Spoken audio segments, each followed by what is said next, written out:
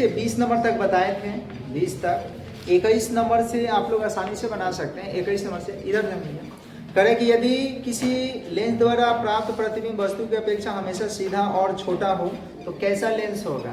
तो किस लेंस में आप सोचिए, किस लेंस द्वारा किसी वस्तु का हमेशा सीधा और छोटा प्रतिबिंब बनता है। तो कहिएगा अवतल लेंस द्वारा। अवतल लेंस पढ़े थे ना, हमेशा रहने के प्रतिबिंब कहाँ बन रहा था, F1 और लेंस के बीच में। F1 और क्या लेंस के बीच में आभासी बन रहा था, सीधा बन रहा था और छोटा बन रहा था। तो यहाँ 21 नंबर किताब कौन है, भारती भवन है। क्वेश्चन नंबर कितना है 21, लेकिन क्वेश्चन नहीं लिखेंगे। 21 से डायरेक्ट क्या आंसर, यहाँ पे लिख रहे हैं केवल उत्तर। केवल क्या है, केवल उत्तर है, उत्तर समझ जाइए, नो प्रश्न। ठीक, 21 नंबर में लिखेंगे क्या कि अवतल लेंस द्वारा, अवतल लेंस द्वारा किसी वस्तु का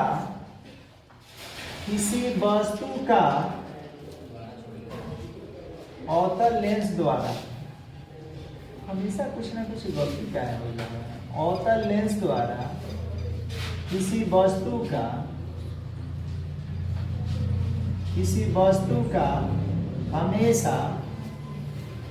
हमेशा कैसा प्रतिबिंब बनता है, सीधा एवं छोटा प्रतिबिंब बनता है। मात्र दो ये चीज कर रहे हैं, आभासी भी लिख सकते हैं, छोटा प्रतिबिंब बनता है, प्रतिबिंब बनता है।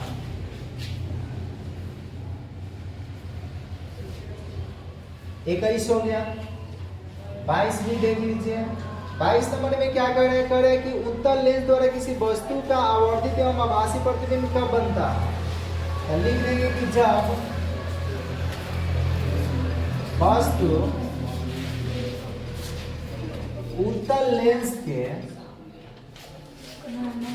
उत्तल लेंस के सामने कहा F1 एवं लेंस के बीच स्थित होता है,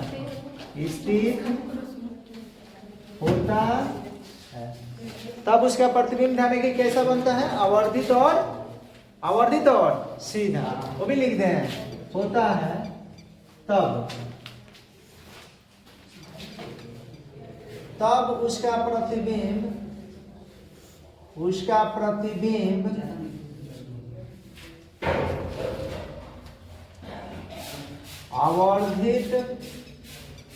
आवर्धित बोलते हैं 12 को, आवर्धित एवं सीधा बनता है, ठीक है। इतना भाषा देखिए, भाषा इतना जानबूझ के हम लिख रहे हैं। क्यों लिख रहे हैं, क्योंकि सवाल अब पहले पूछता था एक नंबरिया में एक शब्द में उत्तर देने के लिए। अब एक नंबरिया तो ऑब्जेक्टिव हो गया है, तो उसमें एक शब्द में नहीं लिखना रहा, तो उसमें तो ऑप्शन चुनना है। तो ऑप्शन तो देखिए, अगर एक 2 नंबरिया आ जाए तो 2 नंबरिया कम से कम एक लाइन में तो जरूर लिखना पड़ेगा, ठीक है। एक लाइन से बनने वाला काम नहीं है, लेकिन फिर भी लिखना पड़ेगा। इसीलिए हम सोच रहे हैं कि आज सेंटेंस के रूप में उत्तर लिखें, ताकि आप भी उत्तर लिख सकें। 23 नंबर में ध्यान देना, 23 नंबर में क्या करें कि किसी उत्तल लेंस के सामने एक पिन को कहाँ रखने पर उसका प्रतिबिंब अनंत पर बनता है। अनंत पर देखिए कब बनता है, उत्तल लेंस द्वारा किसी वस्तु का प्रतिबिंब अनंत पर कब बनता है, जब वस्तु को F1 पर रखते हैं तब। तो यहाँ पर रखेंगे क्या, लिखेंगे कि जब पिन को, पिने है ना जी, जब पिन को उत्तल लेंस के F1 पर रखा जाता है,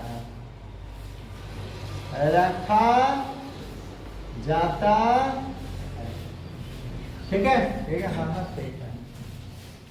23 24 नंबर में आपको ध्यान देना होगा, कह रहे कि दैनिक जीवन में लेंसों के 2 साधारण उपयोग बताए। बताइए, लेंस के 2 को उपयोग नहीं बताए थे, 4-5 को बताए थे। लिख सकते हैं लेंस का उपयोग तो कैमरा में होगा, आंख में भी होता है।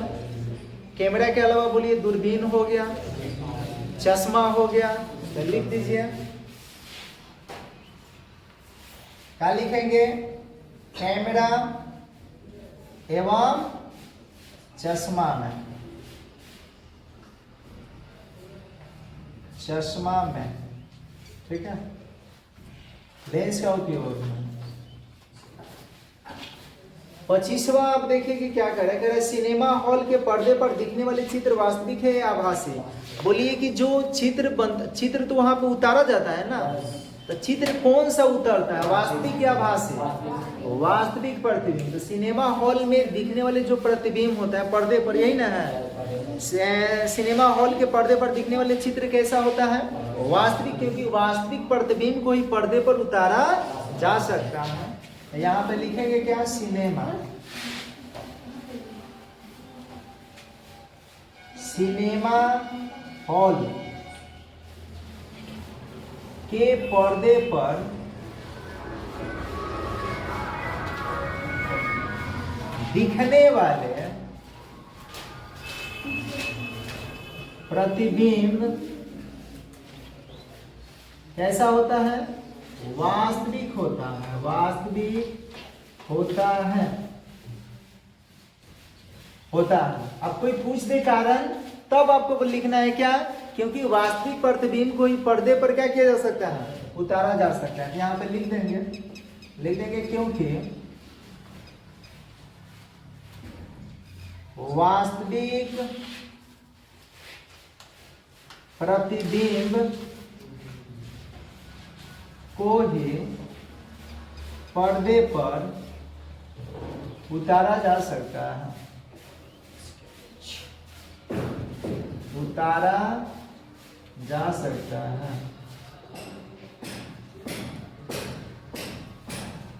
ठीक है, उसके बाद 25 हो गया। 26 में देखिए क्या कह रहा है। 26 में दिया गया है कि किसी उत्तल लेंस द्वारा वस्तु का आभासी एवं आवर्धित प्रतिबिंब बनाने हेतु वस्तु की स्थिति कहाँ होना चाहिए? अभी तो वही बात है ना, या तो लिख भी किए हैं, तो वही बात है, वही प्रश्न दे दिया गया है। तो 26 नंबर में क्या कह रहे हैं? तो लिखेंगे क्या? वस्तु की स्थिति, वस्तु की स्थिति उत्तल लेंस के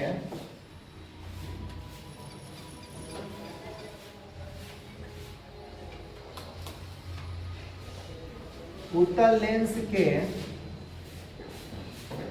F1 एवं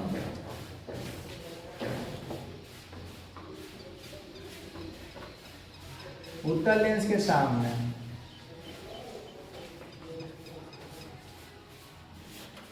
F1 एवं लेंस के बीच, लेंस के बीच होना चाहिए, होना चाहिए। वस्तु की स्थिति उत्तल लेंस के सामने F1 एवं लेंस के बीच होना चाहिए, तभी उसका आवर्धित और कैसा बनेगा? सीधा प्रतिबिंब बनेगा। 27 नंबर में कह रहा है कि यदि कोई वस्तु किसी उत्तल लेंस के बाईं ओर उसकी दूरी फोकस दूरी पर रखी हो, देखिए फोकस दूरी के दुगुना के मतलब क्या? 2F1 पर फोकस दूरी के दुगुना। नहीं समझ में आया हो तो क्या समझिएगा। ये उत्तल लेंस है, यहाँ पे प्रकाशीय केंद्र, यहाँ पे होता है F1, समझ रहे हैं? इसको बोलेंगे F1। तो यहाँ से यहाँ तक जितना दूरी होगा उतना ही दूरी पर एक और होता है जिसको बोलते हैं 2F1। तो यहाँ से बोलिए कि दुगुना दूरी नहीं हुआ, जितना दूरी पर ये है उतना ही दूरी पर यहाँ से लेके यहाँ तक है। हम यहाँ से देखेंगे तो दुगुना, जैसे ये 2 और ये भी 2, तो पूरा यहाँ से देखिएगा यहाँ तक कितना होगा? 4। इसका दुगुना है कि नहीं है? तो यही बात कर रहा है कि यदि कोई वस्तु किसी उत्तल लेंस के बाईं ओर इधर बोलते हैं ना, बाईं ओर उसकी फोकस दूरी पर सॉरी उसकी दूनी फोकस दूरी पर रखी हो तो उसका प्रतिबिंब, इसका मतलब कि यहाँ पे रखा है बाईं ओर 2F1 पर रखा है, तो दाईं ओर कहाँ पर बनेगा? 2F2 पर बनेगा। पढ़े ना जी आप लोग? तो लिख देते हैं इसको।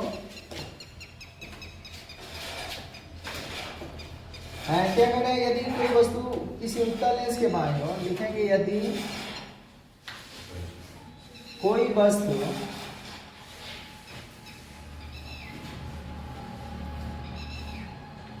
उत्तल लेंस के बाईं ओर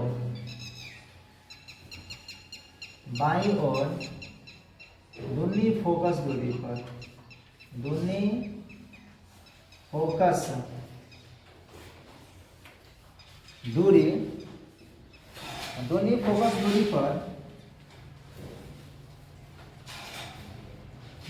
दूरी का मतलब क्या, किस पे, 2f1 पर रखी हो,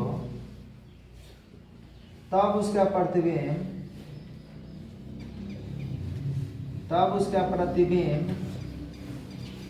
बताइए, तब उसका प्रतिबिंब कहाँ बनेगा, लेंस के दाईं ओर, लेंस के दाईं ओर दूनी फोकस दूरी पर बनेगा, दूनी फोकस दूरी, इसको क्या बोलेंगे जी, 2f2 पर बनेगा। ओके, उसके बाद और क्या कर रहे हैं, आइए, आना नहीं वहीं से बैठ के देखिए। कह रहे हैं कि एक पतले लेंस की फोकस दूरी f का मान -10 सेंटीमीटर है, फोकस दूरी निगेटिव है, इसका मतलब अवतल लेंस होगा। अरे कहिए, फोकस दूरी ऋणात्मक है मतलब कौन सा लेंस, अवतल लेंस, करे या उत्तल लेंस, वही पूछिए रहा है। तो यहाँ पे लिख देंगे, ध्यान रखिएगा, लिखेंगे कि फोकस दूरी, लेंस लिख देंगे, ध्यान रखिएगा, लेंस अवतल होगा क्योंकि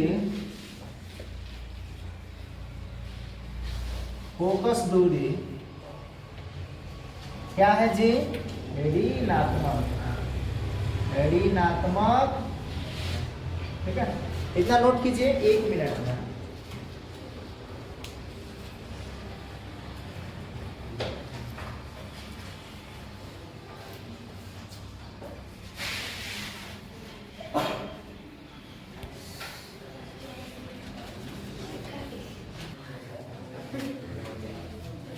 देखिए 29 नंबर में कह रहे हैं कि उत्तल लेंस से किसी वस्तु की दूरी जो है u, वस्तु की दूरी u हम तो काबे करते हैं, इसमें नया बात नहीं है, प्रतिबिंब की दूरी v और लेंस की फोकस दूरी कह रहे हैं f में क्या संबंध है। अरे भाई भैया, आप लोग लेंस सूत्र पढ़े थे, लेंस सूत्र में क्या पढ़े, 1/g - 1/e बराबर 1/1, यही पूछ रहे कि क्या संबंध है, तो क्या कहिएगा, 1/v माइनस 1/u बराबर 1/ क्या, बस हो गया संबंध।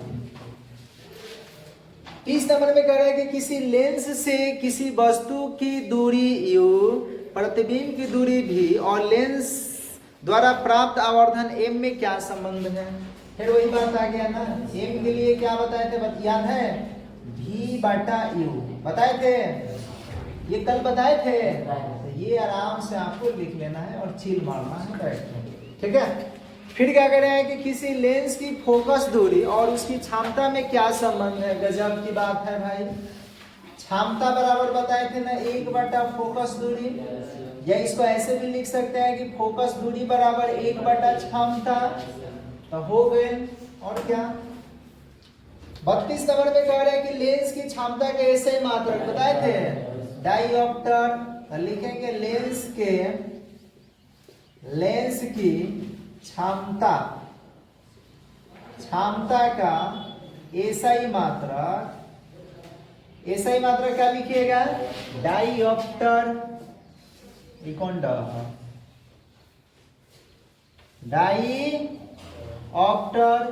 जिसको क्या बोलेंगे डी, या एक और बताए थे याद है, या प्रति मीटर, ये ऑप्शन देगा ऐसे -1 करेगा, इसको प्रति मीटर बोलेंगे, प्रति मीटर होता है। आया समझ में क्या कहेगा, हाँ आ गया, हम क्या ठीक है। 33 नंबर देखिए, कह रहे किसी व्यक्ति के चश्मे में लगे लेंस की क्षमता प्लस 1.5 डायोप्टर है, प्लस 1.5 डायोप्टर है। देखिए क्षमता प्लस 1.5 डायोप्टर है कि चुका चुकी जो भी लिखना है, चुका चुका ऐसे क्यों लिखेंगे। लेंस कौन होगा, उत्तल होगा। कोई कहे क्यों बाबू क्यों, तो कहिएगा क्योंकि लेंस की क्षमता, लेंस की क्षमता क्या है, धनात्मक है। क्या है, धनात्मक है। आया समझ में, ठीक है। हाँ खूब आगे अच्छा से। 34 नंबर में देखिए क्या कह रहे हैं कि किसी उत्तल लेंस का आधा भाग काले कागज से ढक दिया गया है, क्या यह लेंस किसी वस्तु का पूरा प्रतिबिंब बना सकेगा। अरे आधे ना ढके हैं जी, आधा है ना, तो काहे नहीं बना सकता है। हाँ बना सकता है। उत्तर में लिखेंगे हाँ, यह किसी वस्तु का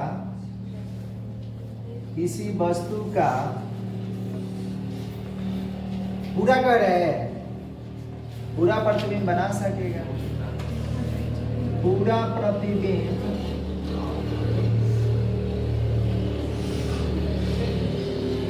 बना सकेगा।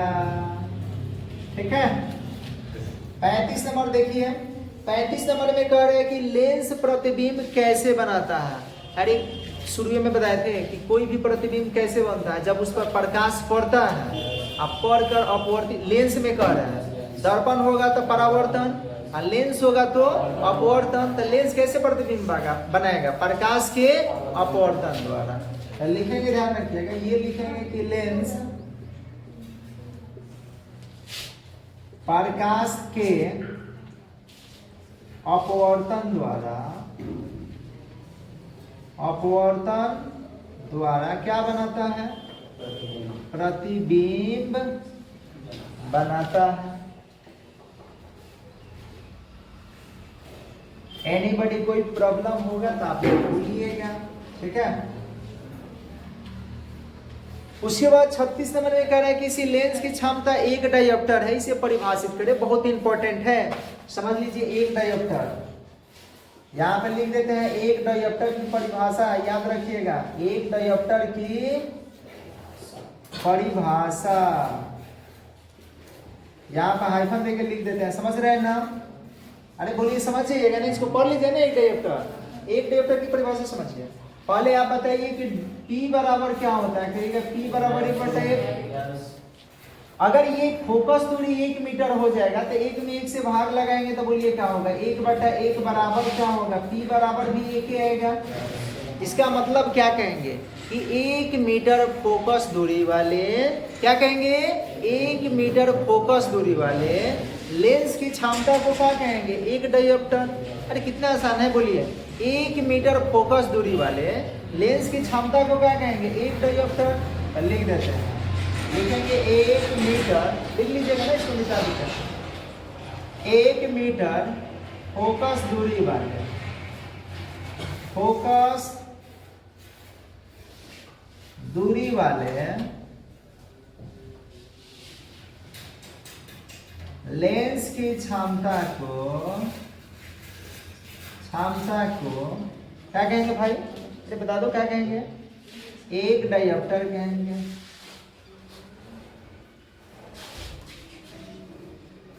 एक डायोप्टर कहा जाता है।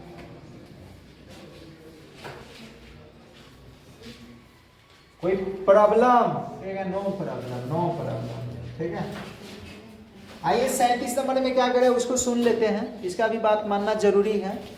37 नंबर में कह रहे हैं कि 2 मीटर फोकस दूरी वाले एक अवतल लेंस की क्षमता ज्ञात कीजिए। अभी बताते हैं। यहाँ से हम लोग ये भी लिख सकते हैं कि 1 डायोप्टर बराबर 1 प्रति मीटर, ये भी याद रखिएगा। ठीक है। क्या कह रहे हैं समझते हैं आप लोग, समझ रहे हैं। कह रहे हैं कि 2 मीटर फोकस दूरी वाले अवतल लेंस है, तो अवतल लेंस की फोकस दूरी धनात्मक की ऋणात्मक, अवतल लेंस की फोकस दूरी बताइए, धनात्मक होता है कि ऋणात्मक होता है, ऋणात्मक होता है। तो फोकस दूरी दे दिया है यहाँ पे लिख देंगे चूंकि एफ बराबर माइनस में 2 मीटर है, तो कह रहे पी बताइए, लिखेंगे इसलिए पी बराबर 1/f, तो यहाँ होगा 1 माइनस ऊपर लिख देते हैं 1/2 भाग लगाएंगे तो माइनस में 0 कितना आएगा 5, यही हो गया आंसर। कैसे लिख दिए सर हैं? देखा भाई 1 में भाग लगेगा जब 2 से ना, तब भाग ना लगे तो 0 लगा के दशमलव लगा के 0 लगाओ ले ना, अब बोला कई बार में चल जाएगा, तो ये कट गई 0.5 बार में है लिखा गया, लेकिन माइनसवा बता माइनसवा लगाओ ले ना, तो उहे लिखाई लो बुझात था ना। अरे बोला बुझात हो कि नहीं बुझात हो, एक के उतार लेना है, ठीक है।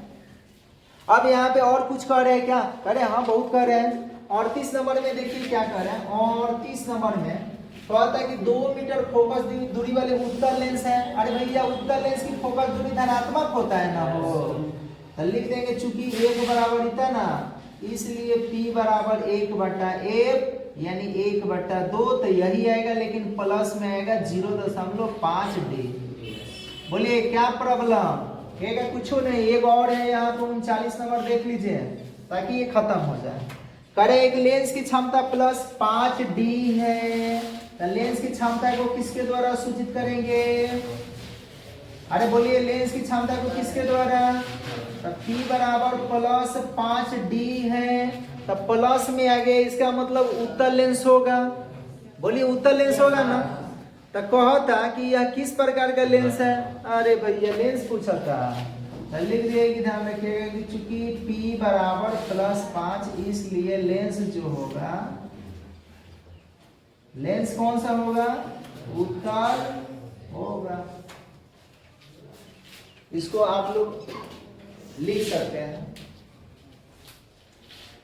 पूछ देंगे नहीं आएगा तो हो देंगे, इसलिए बात अच्छा नहीं है बस, ठीक है। हम जानते हैं कि किसको किसको याद है, किसको किसको नहीं याद है, ये भी हमको पता है कि कौन कौन आपको याद है, कौन कौन नहीं याद है, सब हम जानते हैं, इसीलिए वही पूछते हैं कि जो नहीं आएगा, ठीक है, ये ध्यान रखिएगा। हम तो कितना बहुत सारा बुद्धि है कितने की। अब कौन सा? लघु तड़िया का, वो तो हो गया कौन सा? अति, और ये है लघु उत्तरीय। देखिए यहीं से एक्चुअल में 2 नंबरिया यहीं से प्रश्न पूछ जाएगा। लघु उत्तरीय से ही क्या बनता है? 2 नंबर का बनता है, और ये शब्द में लिखना रहता है कम से कम 40 से 50 शब्द में। कितना? 40 से 50 शब्द में। सोचिएगा एक लाइन में लिख के काम चला ले तो चलने वाला नहीं है, 2 नंबर ऐसे नहीं मिलता है। लघु उत्तरीय प्रश्न है। तो आइए देखते हैं पहला कह रहे हैं केवल उत्तर, यहाँ पे लिख दिए हैं पहला ही केवल उत्तर। प्रश्न का आप आस मत कीजिएगा। कह रहे प्रकाश के अपवर्तन का क्या तात्पर्य है? अपवर्तन का मतलब क्या होता है? प्रकाश किरण का अपने रास्ते से विचलित होना। और विचलित कब होगा? जब प्रकाश किरण एक माध्यम से दूसरे माध्यम में जाए, और वो भी अलग अलग माध्यम होना चाहिए। ऐसा ना कि हवा से हवा में जाए तो विचलित होगा क्या? अच्छा, विचलन क्यों होता है? तो चाल, प्रकाश की चाल बढ़ने या घटने से। जब एक माध्यम से दूसरे माध्यम में जाता है तो या तो उसका चाल बढ़ जाता है, नहीं तो क्या हो जाता है? तभी विचलित होता है। तो लिख देंगे यहाँ पे, ध्यान रखिएगा कि जब कोई प्रकाश किरण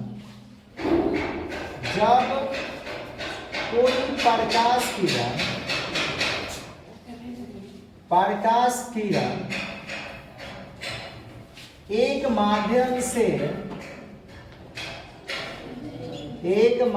से दूसरे माध्यम में जाती है, दूसरे माध्यम में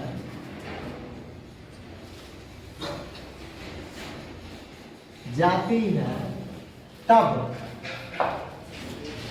बोलिए, तब अपने रास्ते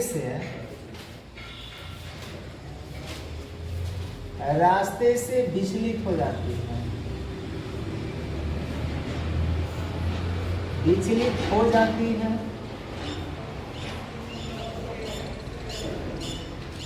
इसी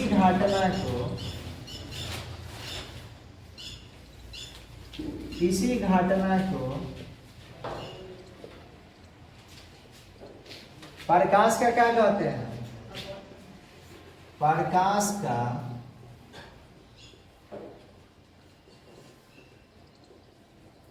अपवर्तन कहते हैं। सवाल में ये कह रहे हैं कि प्रकाश के अपवर्तन का क्या तात्पर्य है। अपवर्तन का मतलब क्या होता है, अपने रास्ते से विचलित होना। तो लिखेंगे प्रकाश के अपवर्तन का यह तात्पर्य है अपने रास्ते से क्या, विचलित होना। यानी प्रकाश किरण के एक माध्यम से दूसरे माध्यम पर जाने में, एक माध्यम से दूसरे माध्यम में जाने पर अपने रास्ते से क्या होना, विचलित होना, इसको बोलते हैं प्रकाश का अपवर्तन।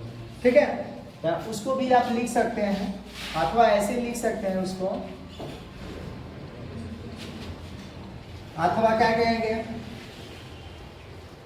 लिखेंगे प्रकाश के है प्रकाश के अपवर्तन का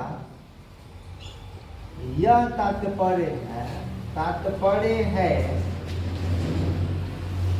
कि जब प्रकाश किरण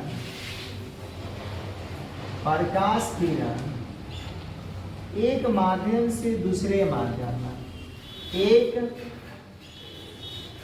माध्यम से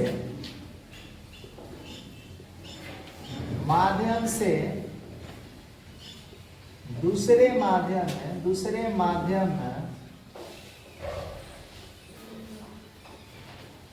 जाती है तब अपने रास्ते से विचलित हो जाती है, तब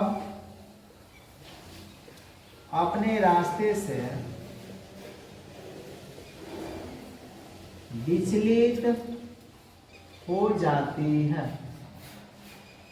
अरे समझ में क्या, दूसरा क्या कर रहे हैं समझिए, कह रहे हैं कि हमारे दैनिक जीवन में प्रकाश के अपवर्तन के दो उदाहरणों को लेकर देखिए, आपको बताए थे प्रकाश के अपवर्तन के दो उदाहरण क्या क्या, कि पानी से भरी हुई बाल्टी या लोटा की वास्तविक गहराई कम प्रतीत होना, पानी से भरी हुई बाल्टी या लोटा के अंदर किसी सिक्के को डालने पर वो वास्तविक गहराई से ऊपर प्रतीत होता है, मतलब उठा हुआ दिखाई देता है। पानी के अंदर ध्यान रखिएगा क्या, कि पानी के अंदर मतलब मान लीजिए बाल्टी है, बाल्टी में पानी भरा हुआ है, उसके अंदर छड़ी रख देंगे तो इससे क्या होगा, बुरा हुआ प्रतीत होगा।